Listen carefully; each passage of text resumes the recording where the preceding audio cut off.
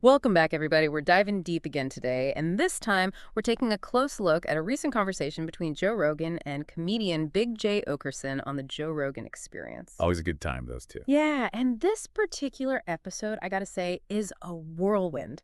I mean, they cover so much ground, from stand-up comedy's evolution to some unexpected trends in cosmetic surgery. You've got movie talk, societal shifts, some really personal stories. It's all over the place. That's the beauty of these long-form conversations, though, isn't it? You never quite know where they'll lead. Exactly. And that's what makes them so engaging, right? So our mission today is to sift through this sprawling conversation and unearth those little nuggets of insight, those moments that make you think, huh, I never considered that before.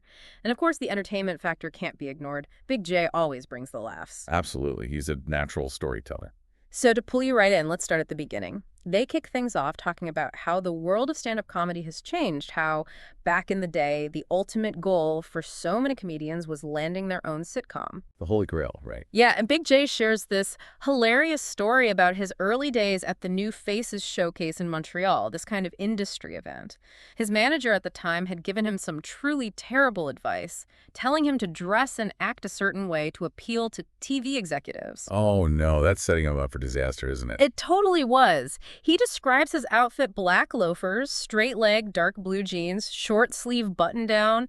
I mean, picture that. It was awful. And the big payoff for all this, a short-lived gig on MTV2 where he basically just roasted people's fashion choices. It's seriously. Yeah, and get this, one of his targets was Fiona Apple. No way. Seriously. So right off the bat, we get a taste of Big J's self-deprecating humor and a behind-the-scenes peek at the comedy world.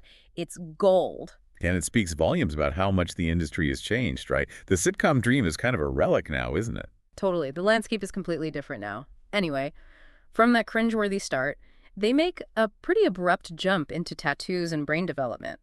Somehow, they end up discussing when people should be allowed to get tattoos, and the age of 25 comes up. A magic number. Right, because apparently that's around the time the male brain supposedly fully matures. Well, that explains a lot, doesn't it? Maybe. This then leads to let's call it a humorous, albeit potentially controversial, discussion about tattoo choices. And they kind of, sort of imply that maybe women make less informed decisions about their tattoos compared to men. Oh boy, that's a slippery slope. It is. They even throw in a very specific, and I'm guessing highly exaggerated, reference to swastika tattoos. Okay, yeah, now they're really playing with fire. I know, right? But hey, it's Joe Rogan and Big J. What do you expect? Fair enough. But, for our listeners out there, it's important to remember that while brain development is certainly a factor in decision-making, oversimplifying it like this and making those kinds of comparisons, especially with such a loaded example, can be problematic. Couldn't agree more. It's definitely a conversation that could spark some debate. Now, shifting gears again, they dive into the movie American History X, and specifically, the director's originally intended ending. Oh, this should be good. I love that movie. It's a powerful one for sure. And Big J drops this bombshell about the ending the director initially had in mind.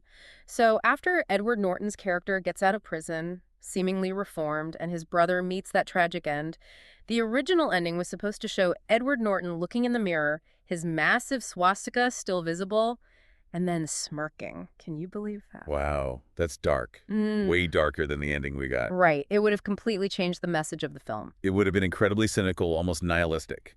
The ending we got at least offers a glimmer of hope that maybe change is possible. Exactly. But that smirk, man, that would have been chilling. It just shows how much impact a director's choices can have on the entire meaning of a film. For sure. It makes you wonder how differently that film would be remembered with that ending. Speaking of thought-provoking films, they then jump to Higher Learning from 1995. Another intense one, dealing with racial tensions on a college campus, or culminating in a really violent shooting.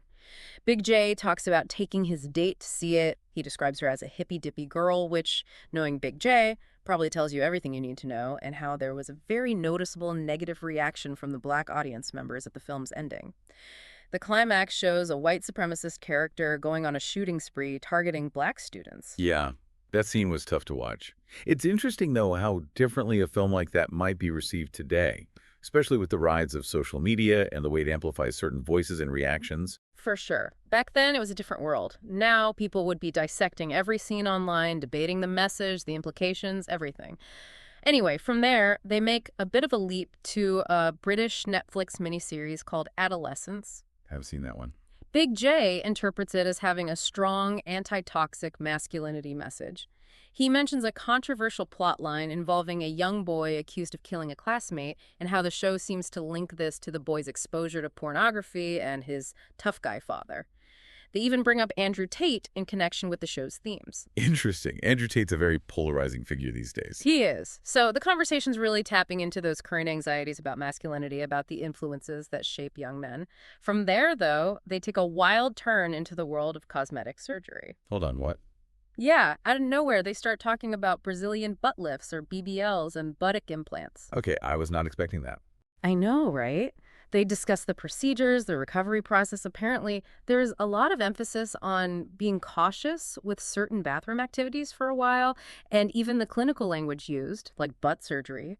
They also touch on the fact that men are getting BBLs now, too. Wait, seriously? Seriously. And they're both pretty skeptical about the results, to put it mildly.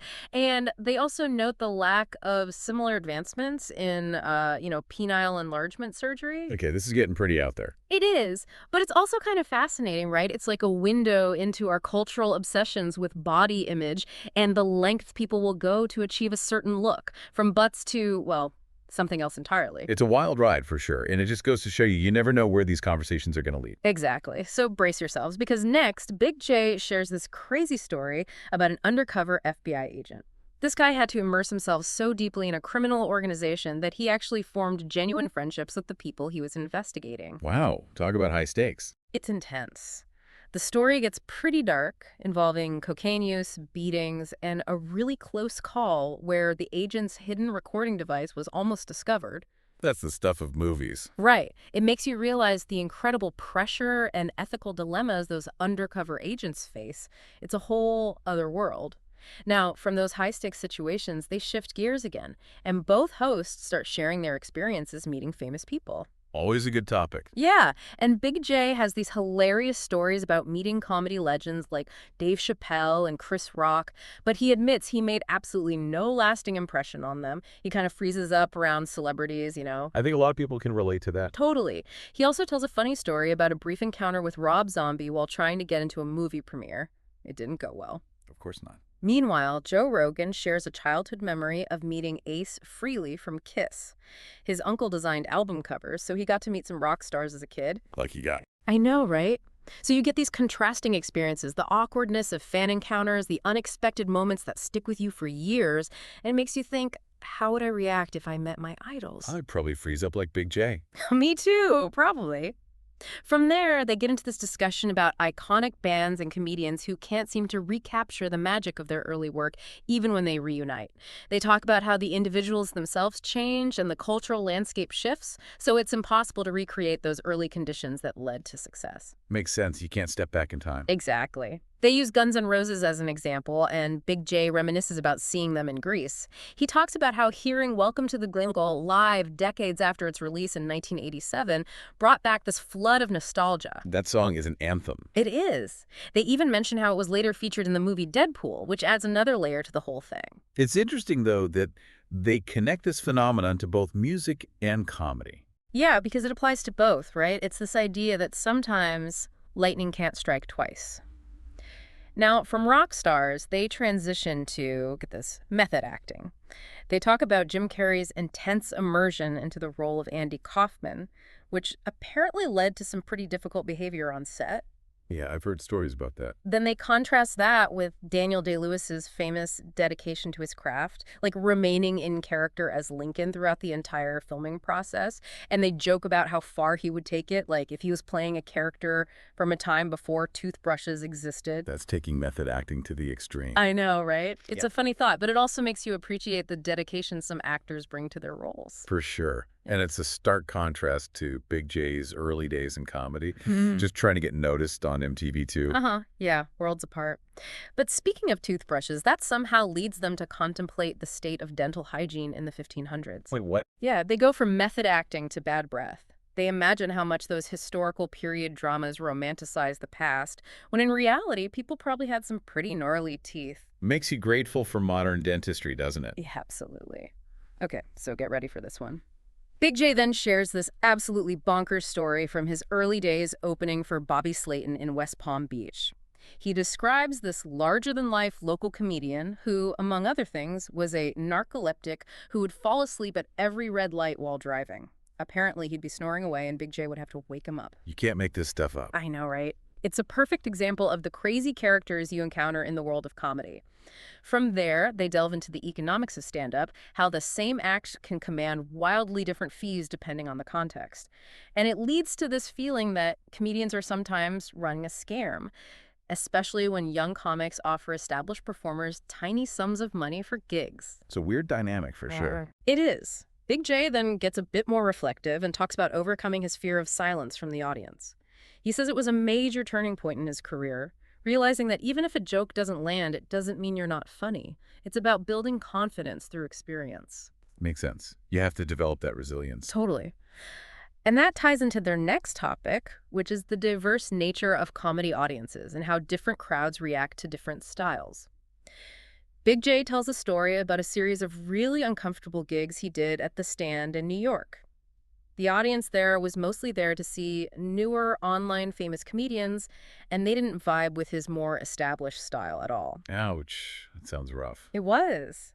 He even had a particularly awkward encounter involving a comment perceived as racially insensitive and a woman who was offended by the use of the R word. It got so bad that he asked not to be booked for those specific shows anymore. It's a reminder that comedy can be a minefield, right? Yeah. Especially these days with social media and everything. What might have flown in the past can cause real backlash now. Absolutely. They then discuss the potential pitfalls for comedians who only perform for their existing fan base. They argue that it can lead to a decline in creativity and a sense of being inauthentic. They compare it to an athlete needing to lift weights. You have to challenge yourself to grow. It's about pushing your boundaries and staying sharp. Exactly. Big J then reminisces about the early days of the Comedy Cellar, where even late-night sets could have tiny audiences. He sees it as valuable training ground, having to work for those laughs. The Comedy Cellar is legendary, so it's cool to hear about those early days. Yeah, it's where a lot of greats honed their craft. From there, they touch on the trend of comedy clubs implementing restrictions on the topics comedians can discuss. They mention a club with a list of prohibited subjects like racism, sexism, and transphobia, and they're both pretty critical of this approach. It's a slippery slope, right? Where do you draw the line? Exactly. They argue that clubs should simply book comedians whose material aligns with their desired atmosphere, rather than censoring performers. It's about curating the experience, not stifling creativity. Right. And then they get into viral moments in comedy, both intentional and accidental. They mention a female comedian who went viral for confronting a heckler, which leads to a bigger point about how online negativity can be amplified. They also recount this bizarre incident where Heather McDonald fainted and hit her head on stage while making jokes about vaccines. The audience initially thought it was part of her act. Oh, wow. I remember that. It was all over the internet. Yeah, it went viral instantly. It's a crazy example of how those unexpected moments can capture the public's attention, for better or worse. Joe Rogan then brings up a legendary viral video from an open mic night at the Old Boston Comedy Club. This guy gets heckled and responds with this over-the-top rant about his biceps and how much women love him. It's become a classic example of open mic awkwardness. Open mics are a breeding ground for those kinds of moments. They are. From viral moments, they move on to discuss the traditional path for comedians, the whole TV appearances and stand-up specials route. They contrast that with someone like Brian Regan, who's built a massive following primarily through touring. He's a master of the live show. He is. It just shows that there are different paths to success in comedy. And then they highlight some unexpected success stories like Shonda Pierce and her Christian comedy. They even talk about the challenges of Christian comedy, how it can be seen as limiting or even boring. But they point to Nate Bargatze as an example of a clean comedian who's genuinely hilarious and appeals to a wide audience. Clean comedy can be tough, but Bargatze nails it. He does. And they mention Jim Gaffigan, too, who's another great example. From Christian comedy, they jump to Hannah Gadsby and her views on the purpose of comedy. Big J strongly disagrees with her assertion that comedy should primarily serve to move society forward or address personal trauma. He believes the main goal of stand-up is simply to be funny. That's a big debate in comedy these days. It is. Should comedy be purely for entertainment, or should it also have a message? It's a tough one. Yeah. And Big J thinks that those who prioritize social justice over humor often just aren't that funny. He even says it's insane to try to force a particular style or subject matter on all comedians. From there, they briefly touch on the experience of bombing on stage and the crutches comedians use in those situations, like asking for applause for certain groups.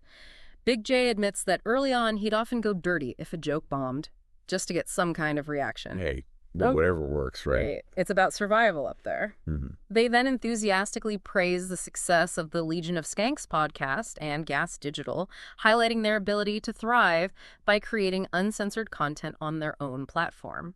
They avoid the restrictions and potential for deplatforming that come with larger platforms like YouTube. They also mention the massive popularity of their Skankfest comedy festival. It's impressive what they've built, for sure. It's a testament to the power of independent media and finding your niche. Absolutely. Big J then suggests that the heavily politicized, preachy style of comedy that gained prominence a few years ago might be losing steam. He cites the Tom Brady roast as a potential indicator of this shift, arguing that there's a huge audience for more traditional, less overtly agenda-driven comedy. Interesting observation. Maybe the pendulum's swinging back. Maybe so. They then acknowledge that negative reactions and hecklers are just part of the deal when you're a comedian. They compare it to how even beloved bands like AC/DC have their detractors. Yeah. You can't please everyone. It's the nature of the beast. You put yourself out there, you're going to get some pushback. Exactly. And speaking of hecklers, Joe Rogan shares a hilarious story about a woman heckling him during a bit about a White House intruder. Her attempt to be argumentative and politically correct totally backfired because she misunderstood the jerk and some basic facts. Oh man, those are the best kind of hecklers. Right. The ones who unintentionally make themselves the joke. It's like they're doing your work for you. From hecklers, they shift to women's sports and the debate around equal pay with men's leagues. Big J expresses some skepticism about the financial viability of forcing equal pay in leagues that don't generate comparable revenue, using the WNBA as an example. This leads to a discussion of a blind football video, which they both find absurd and emblematic of efforts to force inclusion in a way that undermines the activity itself. That's a tricky topic for sure. The economics of sports are complicated. They are. And then they share some personal anecdotes about playing basketball with Nick Novicki, a comedian who is a little person. They talk about the awkwardness of playing too deferentially and how it ultimately detracts from the game. They connect this back to the blind football video, arguing that sometimes forced inclusion can create more problems than it solves. It's a nuanced issue with no easy answers. For sure. From basketball, they somehow end up talking about women's football, specifically the Lingerie Football League and a women's tackle football league. They're both surprised by the level of athleticism in the latter, contrasting it with the more sexualized nature of the Lingerie League. They even joke about buying a franchise in a fictional Buns and Basketball League, and Big J shares a gruesome story about a leg bug in a Buns and Basketball video. Okay, now they're just making stuff up. I know, right? But it's funny. And from there, they get into a discussion about sports injuries, how serious they can be, even in seemingly mundane activities. They talk about Tom Segura's arm injury, Anderson Silva's leg break, and the pain of a broken femur. They even mention Frank Mir's amazing recovery after being hit by a car as an example of human resilience. The human body can be incredibly fragile, but also incredibly resilient. Absolutely. And then they get into their usual MMA talk, expressing skepticism about athletes from other sports successfully transitioning to mixed martial arts. They acknowledge Brock Lesnar as a rare exception. They also reminisce about their misplaced faith in Kimbo Slice's MMA career, given his lack of grappling experience. And they both express admiration for Roy Nelson's fighting style, his knockout power, and his surprising success despite his physique. Roy Nelson was a unique character in MMA, that's for sure. He was. They then talk about fighters dedicating their fights to loved ones and the potential awkwardness if they lose, and they admit to enjoying watching cocky fighters get beaten. Which brings them back to broadcasting and Big J's past on-air comments that came back to bite him when he met the subjects of those remarks, specifically Bret Michaels and Corey Feldman. He contrasts his approach with Howard Stern's more strategic method of letting guests reveal their own craziness without direct confrontation. Stern's a master of that, for Right. sure. He is. And they then discuss Corey Feldman's infamous guitar solo, with Big J theorizing that Fred Durst might be subtly encouraging Feldman's eccentric performances for entertainment value. From there, they get into the challenges of being a child star, with a general consensus that most child stars struggle to navigate fame and maintain a sense of normalcy. They implicitly reference examples like Macaulay Culkin, Aaron Carter, and Leif Garrett. It's a tough road for sure. So much pressure at such a young age. Absolutely. And they talk about Aaron Carter's tragic later years, his foray into online adult content, and his bizarre boxing match against Lamar Odom. It's a sad story. They then briefly discuss the difference between formal fighting skills and street fights, sharing an anecdote about a fight outside a comedy club where a seemingly outmatched guy knocked out his opponent, which leads to Joe Rogan talking about the surprisingly high number of drunk people who would try to fight Chuck Liddell. They conclude by emphasizing the importance of endurance in any physical altercation, noting that most untrained people gas out quickly. So there you have it. A whirlwind tour of Joe Rogan and Big J. Oakerson's minds. It's a lot to unpack, right? But hopefully you've enjoyed the ride. We've covered everything from the evolution of stand-up comedy to the unexpected trends in cosmetic surgery, from intense movie discussions to those bizarre celebrity encounters, and those deep dives into the world of combat sports. It might seem like a random collection of topics, but there's a common thread running through it all: the human experience, with all its complexities, its humor, its triumphs, and its tragedies. It's about those unexpected connections. Right.